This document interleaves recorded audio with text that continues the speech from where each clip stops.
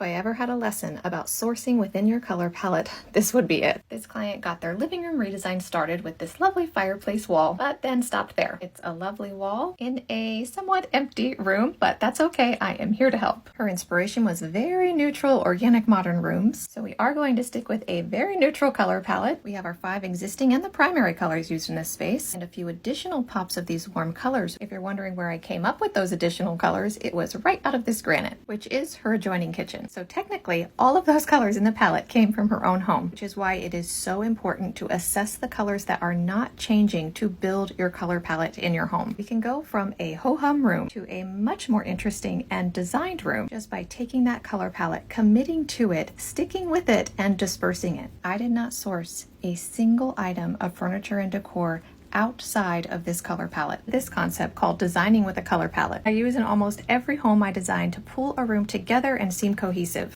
Creating neutral but also interesting spaces also has to do with adding contrast. Just like their high contrast fireplace is doing, it is grabbing our interest. So by bringing that contrast further out into the room, you are really helping that eye movement to happen throughout your space. How to tackle a big blank wall is by putting positive space on it. It does have a path of travel right in front of it. I added some practical storage for them in the corner that matches their flooring color, and the rest of the wall is what I love to do with big blank walls. If I ever wrote a book, this would probably be in it, of how to create a visually pleasing vignette against a big blank wall. You can create visual interest with movement and shape and color. Composition is what's going to be important. For example, our eye can be attracted to this tall tree, go up and catch this round mirror and come back down to this contrasting lamp and come even further down to a contrasting basket and back round again, which is exactly why we're not looking at all of the negative space around it. We're looking at this, a little interior design trickery. Here we have our bare bones before to our designing with a color palette after.